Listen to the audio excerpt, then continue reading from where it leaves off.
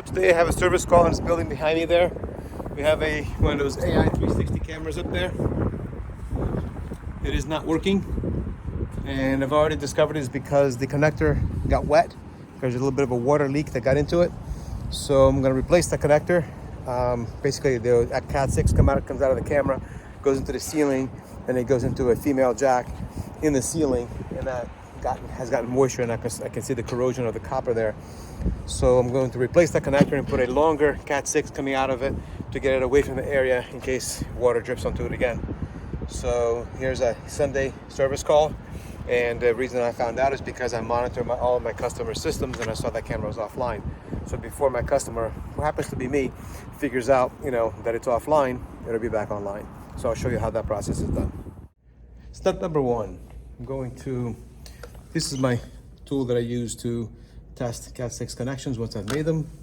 This is the Cat 6 Leviton jacks that I like to use because T568B configuration is the only one that's printed on there, which makes it much easier to punch down the wires. I don't have to look at tiny little print to figure out which is what. My punch down tool, the regular cutters and strippers and all that. So I'm going to take this end, take it to the closet over here. So in this closet here, we have the whole building. So we ran out of PoE++ ports, so we had to add these injectors for the door controllers because there's a lot of them. And then there's my patch panel port, so I already know that number 14, if I can see it. So 13, 14 is the one going to that camera. So take this out, and working one-handed is not easy. Put that in, and now when I redo the connection on the other side, I'll connect it to this side, and using this button, I can figure out, it'll tell me, if I have a connection, if the wires are all kind of correct and all that, it'll say pass when it's done. So I already connected it in the closet over there. That way I don't have to get down from the ladder and go reconnect it. So I'm gonna put the ladder up there and do the swap. Actually, I'm gonna have to go outside too to remove the existing 1-foot cable coming out of that camera, replacing it with the 7-foot cable so I can relocate the connection to the indoors. Okay, so here I am in the ceiling, and seems to have a little bit of a water leak here. So I removed the camera, replaced the wire outside, and there it is. There's my connector. You can see the copper, the corrosion, whatever you want to call it, there. So there's a little wire going to the camera. I'm gonna pull this back into the building. And there's my new wire. Obviously this water leak needs to be addressed. Water's getting back in there. There's the back of the camera. Coming from up there somewhere. I gotta call a contractor to figure this one out. But anyway, here's a door controller.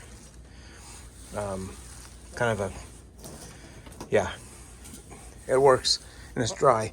And it had a 24 volt mag lock. So I found this guy that steps it up 12 volts to 24 volts to be able to make it work. And it actually works with enough amperage. Found it on Amazon, kind of, surprised. Anyway, so now I'm gonna cut this off, put a new one on, and connect this new wire to it out here. Lots of people think that doing these Cat 6 connections is magic. It's really not. Once you get around it, spider webs everywhere. Ugh.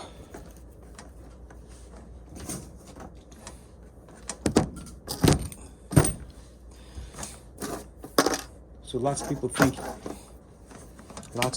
that doing these connections is magic, and it's so complicated. It's really not. This is my steps. You don't like it? Tough. So I have a wire. Take the wire strippers, and I strip it when I do that, it damages the little wires inside. So then, take my little string, pull that back. Sometimes that's harder than it seems. Pull this back. Cut that off. Cut that off. It's kind of hard to work around the camera here, but take the backbone off. Take these, cut it to about that length.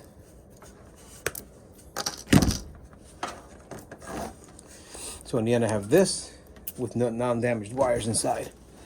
So now I take the wires and unwind them. Each color of wires is a different rate of winding or twisting in order to reject RF interference. So some are easier than others.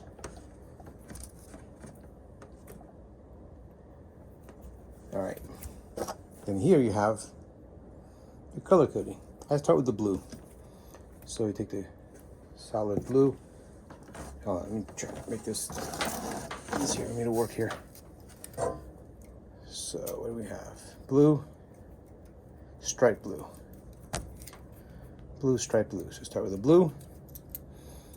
Somewhere here in the middle. Push that down, push it down. Take that one, push it down. Now I need stripe orange. Don't confuse it with the stripe brown. Some brands of wires make it so easy to mix up. Stripe brown, push that in. Orange, push that in. All right, verify the colors are correct. Then instead of having another tool that helps me hold it in place, I use this so it doesn't kill my palms.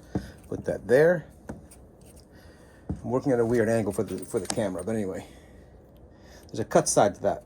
You don't want that to be inside, you want it to be outside, otherwise you're starting over. Ask me how I know. So I do a double punch, and it's not going to cut because it's old.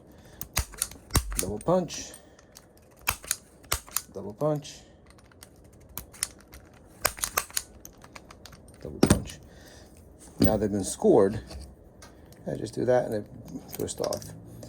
I could get a new blade, but they'll last about a day before they don't cut through again.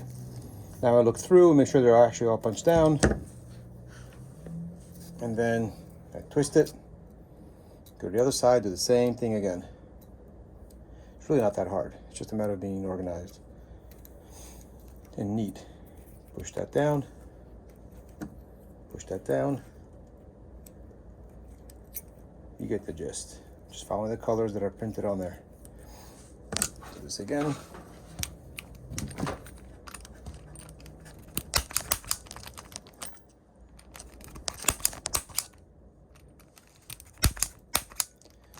Hard to work at this angle, but I'm going to show you how it's done.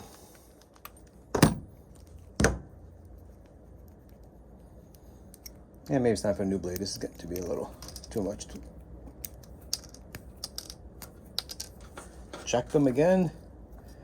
Make sure it's all good. Oh, that one went around. Well, it'll be okay. Then I put the locking tab on.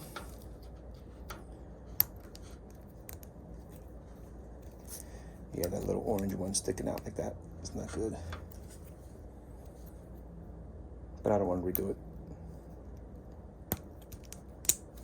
Locked in. Take. Don't have a test wire. Please hold. Connect it to this.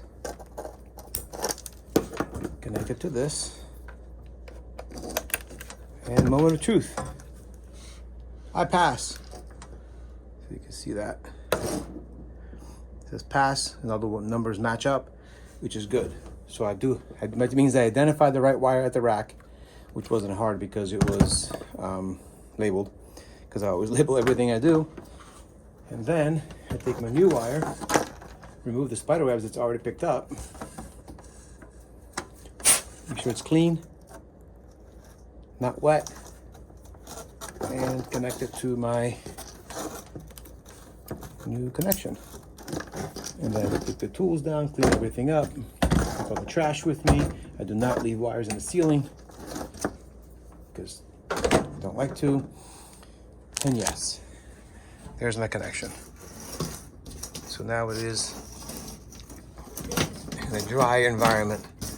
It should be okay. That could be better organized, but you know, it was a mess to begin with. It's better than it was. So you take all my trash with me, and then I'll come back for all this in a minute. See how many things I can carry at once on a ladder and holding a phone. It's gonna be minimal edit video. A day in the life of Precision Tech Services. All right, so here, sorry, I had to de-spider myself. So here, take this off and plug it back in where it was. If I did it right and the camera's still good, it should get back on. It should be back online. So let's figure this out. That noise was my chair, by the way. Hey, look, we're live. There you go. Problem fixed.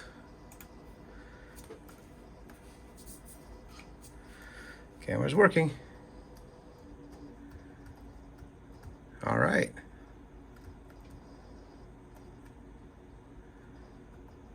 Yeah, 360 cameras are pretty cool.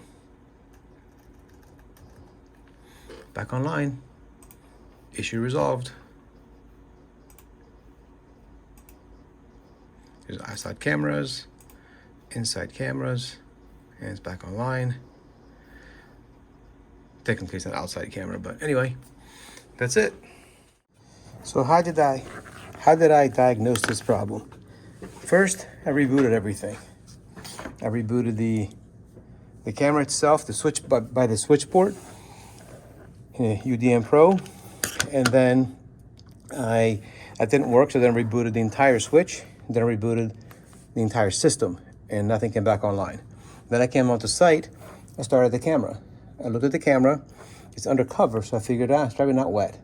So let me look at the back side of it, and I saw that this connector was wet, and it had this green copper thing on it, so I figured, well, water's gotten in here, and that's what I think the problem is, so I wanted to start there, and I wanted to get a longer wire, a Cat 6 to it, to get it away from that area where it got wet. Next step is to talk to contractor, have them come out here and figure out how water's getting in there.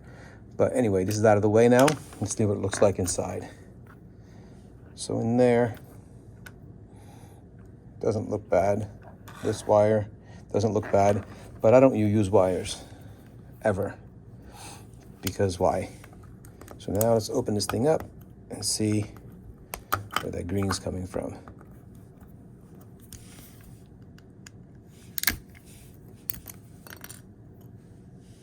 So, can't really see much.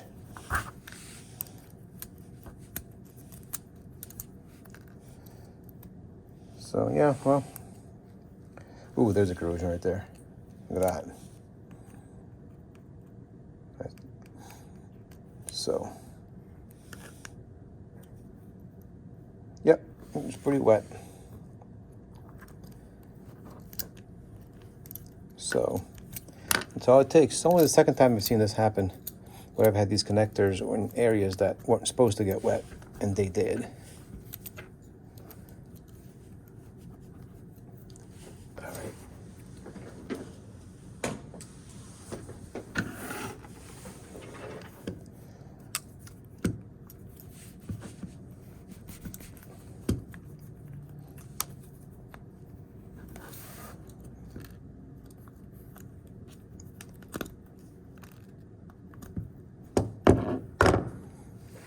Yep. You can see the copper in there. Turned green. And nothing to see in individual wires. But problem is, something lost connection in here. Anyway, that's it. Any questions or comments, please leave them below.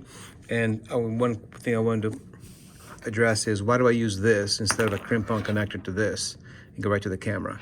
For one thing, this is obviously factory made, but when you go to make these connections on this field, my experience is they fail. They fail far more often than using this with a punch down like you just saw me do. And whatever reason it is, I don't know, but I've tried many different tools to do it, and then lining up all the wires correctly, having get the connector so they come through is, it takes so much more time than doing this.